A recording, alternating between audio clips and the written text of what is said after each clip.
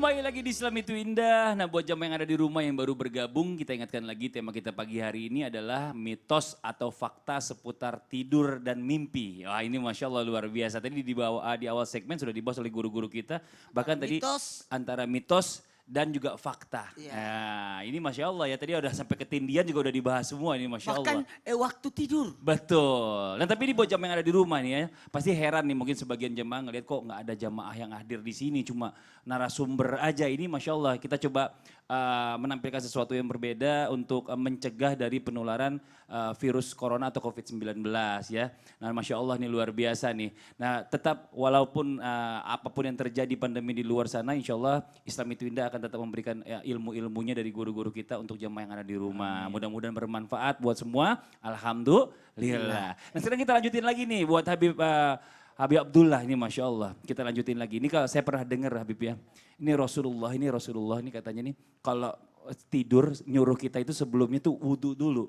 Nah ini Masya Allah. Sebenarnya apa sih keutamaannya kita wudhu pada sebelum tidur seperti kita mau sholat. Ini apa nih keutamaannya Habib? Mohon izin sebelum penjelasannya. Nah, ini kalau kita wudhu sebelum daripada kita tidur, maka kita itu siap. Siap apa Bib? Kalau orang udah wudhu itu berarti siap Sholat. Sedangkan tidur kita tahu tidur itu adalah mati kecil. Berarti kita pun sudah siap. Masya Ini Allah. diantara keutamaan-keutamaan. Mudah-mudahan kita orang yang selalu siap dipanggil oleh Allah Subhanahu wa ta'ala. Tapi ini kalau kita bicara masalah tentang tidur tadi ini, berarti ini keutamaannya banyak Bib ya. Mencegah hal-hal yang tidak diinginkan juga tadi seperti apa yang kita bahas di segmen awal tadi. Nah. Mungkin juga tadi ketindihan di awal segmen yang kita bicarakan Betul. ini, salah satunya tidak ada wudhu. Betul. Apa memang setan ini suka dengan orang-orang yang tidur tanpa wudhu Bib? Iya, karena jauh daripada malaikat. Oh.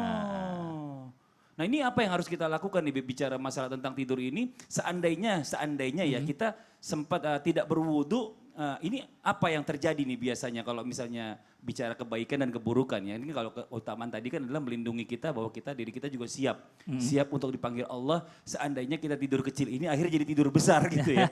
Bener ya ini Masya Allah. Nah, Masya Allah. Apa nih kira-kira Bib penjelasannya? Nah, baik. Alhamdulillah wassalatu wassalam ala Rasulillah Muhammad bin Abdullah sallallahu alaihi wasallam. Pentingnya berwudu sebelum tidur. Nah, ini saya akan sebutkan ada dua fadilah. Yang pertama fadilah hissiyah, yang kedua fadilah ma'nawiyah. Fadilah hissiyah ini fadilah yang mana tampak. Fadilah yang tampak. Fadilah yang bisa kita lihat. Istilah yang kelihatan. Iya, yang kelihatan. Ada fadilah yang maknawiyah yaitu abstrak. Abstrak. Fadilah yang maknawiyah yang hisia apa diantaranya? Yaitu mengencangkan kulit wajah dan juga kulit tubuh kita. Wah. Jadi nggak perlu skincare lagi nih. Benar, Masya Allah. Langsung dipraktekin nih ibu-ibu di rumah nih. Ini Masya Allah bagus. Ibu-ibu sebelum kemudian otot-otot kita menjadi lebih rileks. Makanya tadi diantaranya apa tadi Ustaz? Apa itu? Sleep paralysis. Sleep paralysis. Karena apa? Karena otot-otot yang Jadi kurang bisa lentur. anak-anak bukan hanya disuruh cuci kaki, wudhu aja. Wudhu Karena sekalian. wudhu pasti cuci kaki. Benar. Tapi kalau cuci kaki belum tentu Belum wudhu. tentu wudhu. Nah, Benar betul, juga. betul. Lanjut lagi Bib. Nah, kemudian saya mau sebutkan fadilah maknawiyah, fadilah yang abstrak. Apa fadilah yang abstrak? Yaitu diantaranya malaikat selalu mendampingi orang yang tidur tersebut dan memintakan pengampunan dari Allah Subhanahu wa Amin, ya Allah, taala. amin, ya Allah. Orang yang tidur dalam keadaan berwudu, isinya adalah istighfar. Dia istighfar terus walaupun dalam keadaan dia Tidur. walaupun ngiler. Oh ngiler, bukan cuma tidur lagi itu udah pules banget kalau sampai Walaupun ngiler ya. dia ngeces tapi Masya Allah dapat pahala daripada pahala istighfar. Allah. Kemudian apa? Kemudian orang yang tidur dalam keadaan tidurnya dia berwudu adalah orang yang ruhnya dijaga oleh Allah Subhanahu wa taala. Amin, ya Sehingga Allah. apa? Sehingga mendapatkan hal-hal yang baik di dalam mimpinya. Enggak mimpi tiba-tiba Dikejar-kejar Dikejar-kejar. setan gitu ya, kejar-kejar ular atau binatang buas gitu tapi ya. apa mimpinya yang baik-baik. Ini salah satu tangga kita juga, tangga untuk mendapatkan mimpi yang baik. Kan kita dalam pembahasan ini berharap mimpi kita menjadi mimpi yang yang baik. Masya Allah, luar biasa. Makanya tidur kita diatur sebagaimana aturannya baginda Rasulullah Shallallahu Alaihi Wasallam. Masya Allah. Jadi kalau seandainya kenyataan hidupnya belum baik, paling enggak mimpinya udah baik dulu nih, udah seneng ya. Ini Masya Allah, karena zaman sekarang ini kan orang kan lagi pada paranoid semua nih mau keluar rumah juga takut kita paling nggak mimpinya indah Kata-kata semua. itu bisa diulang. Kalau Kenyataan hidup belum kalau baik. kenyataan hidup belum baik, Paling tidak kita punya mimpi yang baik gitu loh. Ini Masya Allah luar biasa. Nah sekarang kita lanjut lagi nih. Bicara masalah tentang posisi tidur. Nah katanya di Rasulullah punya ciri khas sendiri dengan posisi tidurnya. Benar Ustaz Syam ya? Betul. Mungkin bisa dicontohin sekaligus dijelaskan seperti apa nih Ustaz Syam? Rasulullah SAW kalau mau tidur maka Rasulullah SAW seperti yang sudah tayang di Instagramnya Islam itu Indah. Guru kami Ustadz Maulana mencontohkan Rasulullah SAW itu membersihkan dulu tempat tidurnya dengan dikibas-kibaskan tempat tidurnya. Karena Gunanya untuk apa tuh? Karena kalau dengan iman kita meyakini bahwasanya siapa tahu ada jin di sana atau ada apa segala sesuatu kita ini dulu. Kalau orang kita mitosnya karena misi kan gitu kan. Kalau di dalam Islam dibersihkan, memang dibersihkan. Ada mungkin bacaan-bacaannya nggak pada saat Bismillah gitu Oh, kan. itu aja ya. Kemudian dihilangkan daripada kotoran-kotorannya. Lalu baginda Rasulullah SAW tertidur dengan menggunakan tangan kanan beliau berada di bawah pipinya. Jadi tangan kanan beliau Nabi SAW berada di bawah pipi Rasulullah SAW, kemudian berbaring di sisi kanannya. Jadi sisi kanan baginda Nabi Muhammad SAW, lalu baginda Nabi Muhammad SAW tertidur. Iya. Kemudian menghadap kiblat. Bagaimana dengan kamar yang tidak menghadap kiblat? Ya diusahakan itu menghadap saya baru kiblat. mau nanya itu ya. Diusahakan menghadap kiblat. Kalau memang tidak ya diikuti yakni salah satu sunnah Rasulullah SAW yaitu miring ke kanan atau kanannya yang tertindih gitu kan. Iya. Kemudian ada yang mengatakan oh berarti tidurnya nggak nyenyak karena kalau kita miring ke kanan jantung kita berada di atas gitu kan. Berarti tidurnya nggak bisa nyenyak. Jantung itu kan harus istirahat, harus di sisi bawah. Maka justru orang Islam itu dibikin bagaimana supaya tidurnya tidak terlalu nyenyak supaya bisa bangun malam gitu. Baginda Rasulullah SAW tertidur maka berbaring di sisi kanannya, di sebelah kanannya. Kemudian apakah baginda Nabi Muhammad SAW pernah tidur telentang? Rasulullah SAW pun tidur telentang. Pernah juga tidur telentang dilihat oleh sahabat beliau. Para sahabat melihat Rasulullah SAW ketika tidur di masjid. Rasulullah SAW tidur telentang dengan posisi salah satu kakinya berada di salah satu kakinya yang lain. Gitu, jadi tidur begini ya Bib ya. Jadi tidur begini. Jadi salah satu kakinya berada di kaki yang lain atau mungkin begini ya. Kemudian baginda Nabi Muhammad SAW melarang tidur tengkurap. Jadi yang dilarang oleh Rasulullah SAW adalah tidur tengkurap. Adapun posisi tidur baginda Nabi Muhammad SAW adalah berbaring ke sebelah kanan atau sisi kanannya yang tertindih dengan tangan kanannya di bawah. Rasulullah, bagaimana kalau sudah tertidur? Kan tidak ada yang bisa ngontrol badan kita. Benar. Minimal memulai dengan sunnah baginda Nabi Muhammad SAW. Setelah tidur terserah gitu. Setelah tidur terserah. Mungkin ada yang bergerak-gerak Iya, kemana. betul, Karena betul. ada memang dulu kita waktu pesantren itu kan udah kayak apa namanya, udah kayak ikan kering itu dibariskan. Ikan asin gitu kan kita pesantren di asrama. Pokoknya ada memang yang dapat julukan helikopter.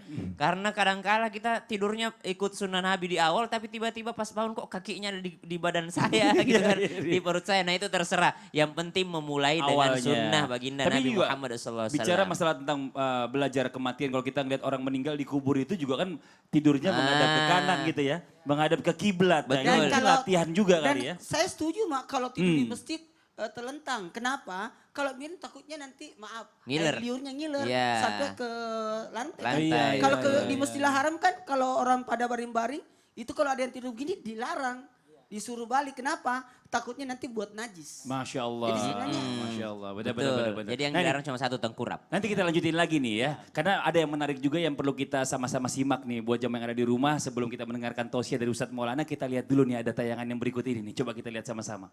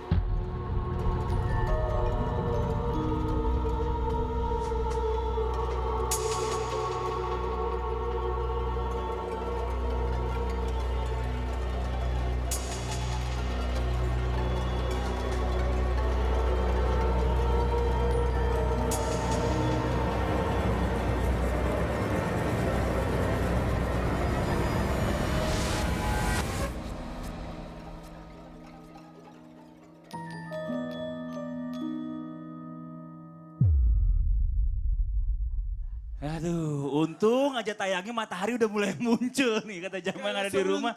Kalau Kalau malam- malam ini nggak bisa tidur jamaah nanti di bahaya ini Masya Allah. Tapi ini salah satu contoh aja, mungkin saya juga pernah menonton satu tayangan yang maksudnya di sosial media. Bahwa dia itu sampai disetubuhi oleh jin. Innauzubillah. Ini sebenarnya apa yang terjadi sih? Ini apakah mungkin tadi seperti apa yang dibilang oleh guru-guru kita ini mungkin tidak ada wudhunya, tidak ada doa yang sebelum tidur yang menyebabkan kita diganggu oleh jin seperti ini pada saat kita tidur Ustadz Maulana. Baik, bismillahirrahmanirrahim. Terima kasih kepada tim Islami Tinda yang mengangkat tema ini. Karena ini menarik. Karena orang kan stay di rumah, lebih banyak tidur sekarang. Jadi memang bagus kalau kita bahas tentang tidur ini.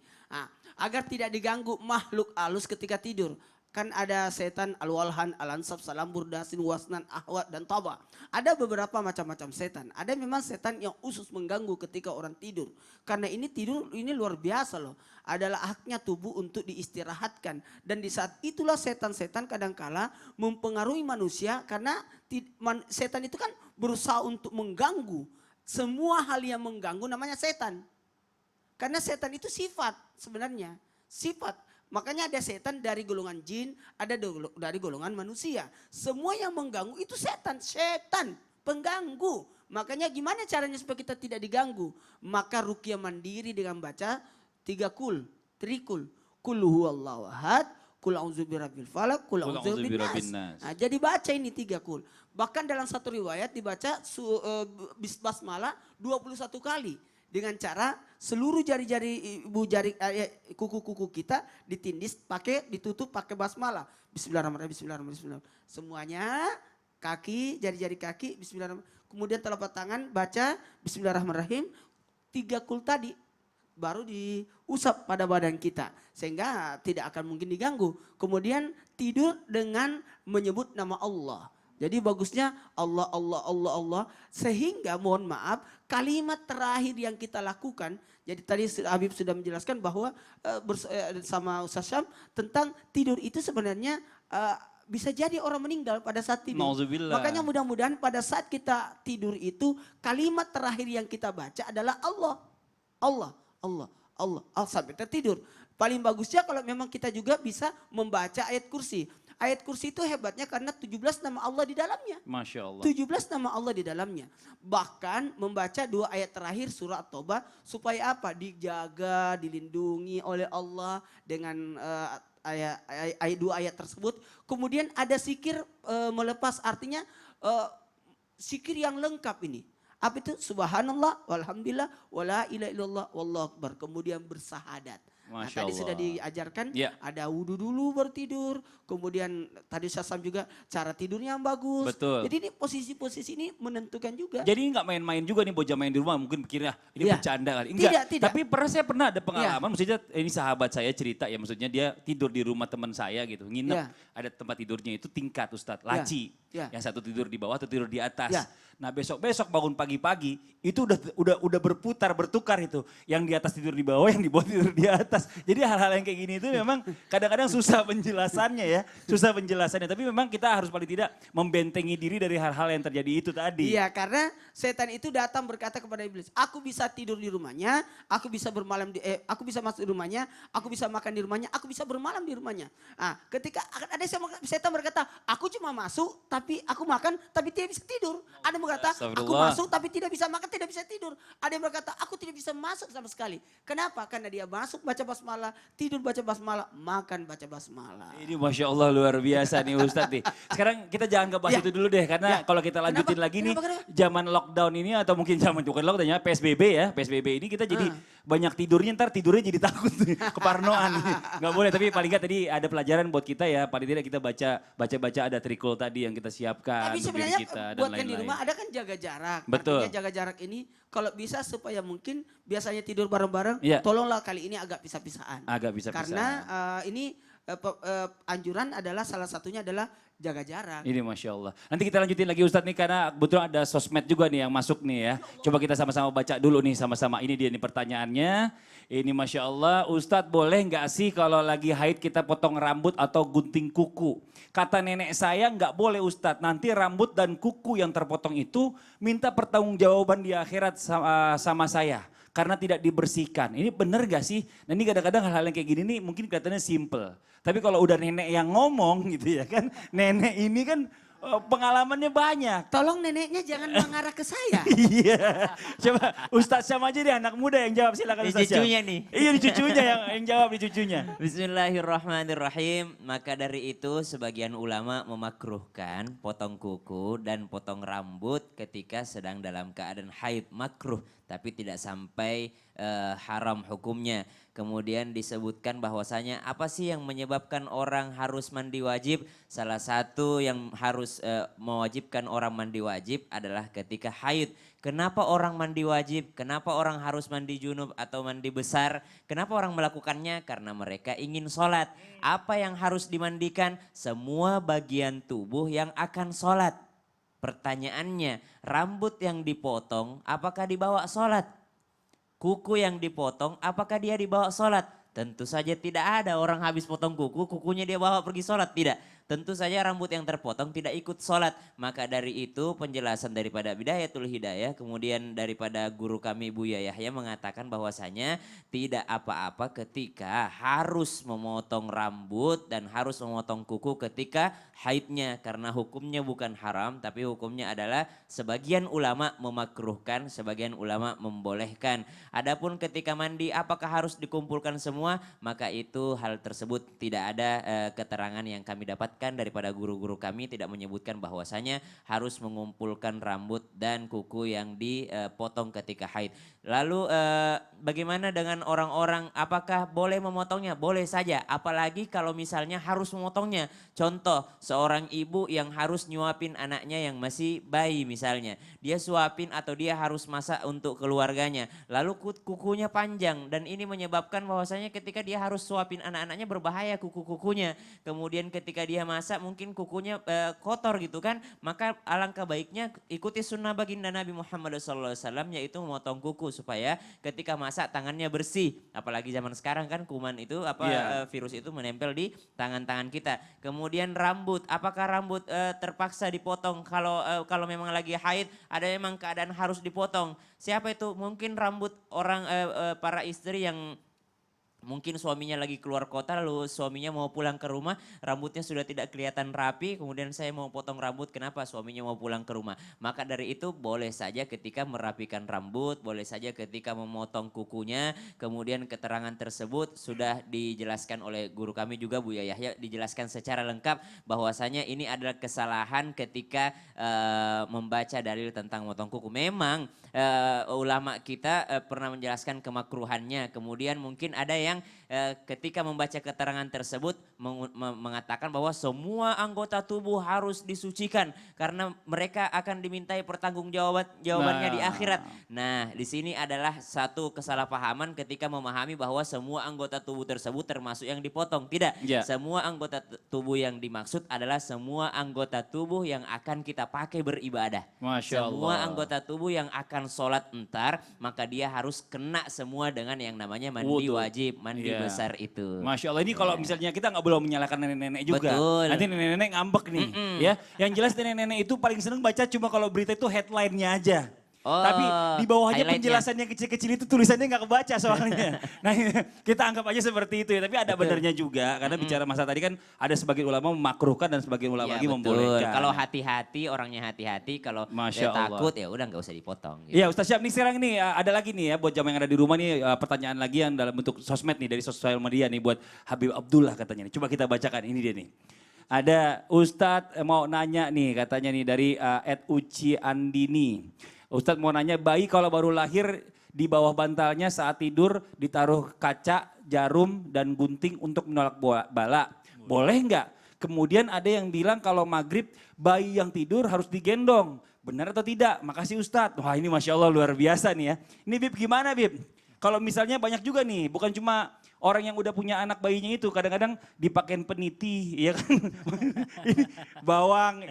Ini sebenarnya gimana? Boleh gak sih? Atau mungkin dalam pandangan Islam seperti apa, Bib? Itu ya. Ini mitos takut kenapa-napa ya. Mitos takut kenapa-napa. Ini nanti jawabannya kita antara mitos atau fakta Oh gitu ya. Ada mitos atau ada fakta. Mitos atau fakta. Ya udah nahan-nahan. Oh bentar Bib, maaf Bib ini mohon izin. Kita coba kita minta penjelasan lagi nih. Ayo silakan. Iya. Jadi sebenarnya ada hal-hal yang memang ada faktanya, nanti kita jelaskan. Di antara ini kan ada dua pertanyaan nih. Betul. Yang pertama terkait bayi itu kan. Iya. Kalau bayi ini kan nggak ngerti apa-apa. Nggak Orang ngerti gede aja dia. kalau dipegangin benda tajam takutnya kenapa-napa, bahaya ya. Kaca di bawah bantal, itu kan serem juga itu. Iya benar juga. Remaja aja kadang kena sweeping kalau bawa benda tajam ibaratnya. Itu. Apalagi bayi ibaratnya. betul. Justru yang baik-baik itu ibaratnya ya bacaan Al-Quran dan lain sebagainya, ada ayat kursi dan lain sebagainya. Nah, kalau ini mitos atau faktanya ini terkait hal tersebut, yang mana seseorang yang mempunyai bayi itu baiknya itu diberikan bacaan-bacaan yang bagus. Bacaan-bacaan yang meningkatkan kedekatan dia kepada Allah. Yaitu dibacakan kayak kita orang bayi baru lahir itu dikasih bacaan takbir. Biar apa? Biar menganggap bahwa Allah itu maha besar. Dan bacaan-bacaan baik diantaranya Alam Nasroh dan lain sebagainya. Itu lebih lengkapnya lagi ya. Nanti kita iya. coba bahas gini deh. Oh iya, ya. baik. Ini kayaknya pembahasannya panjang banget nih Bib ya. Ini mohon maaf Betul, nih, betul. waktunya udah habis. Nanti kita lanjutin lagi Siap, Bib ya. siap. Buat jamaah Nanti yang di kita rumah juga biar rinciin lagi. penasaran, biar jangan pindah-pindah channel nih sama-sama nih Masya Allah luar Karena itu biasa. tadi bayi di maghrib. Yang maghrib itu belum dijawab. Iya, yang makanya digendong. ini bakal kita jawab mitos atau fakta. Jangan habis maghrib, habis ini, bukan habis maghrib kelamaan nanti. Ini Masya Allah nih, buat jamaah yang ada di rumah mungkin kita ingatkan lagi sama-sama, yuk kita doakan ya saudara-saudara kita, sahabat kita yang sekarang ini sedang sakit ya, di rumah sakit yang terpapar virus corona, kita doakan mudah-mudahan Allah angkat penyakitnya, diberikan kesehatan dan bisa kembali berkumpul dengan keluarganya di rumah. Amin, amin ya robbal alamin. Buat jamaah yang ada di rumah jangan kemana-mana, kita segera kembali lagi tetap di Islam itu Indah. Jamaah, oh jamaah, Alhamdulillah. Alhamdulillah.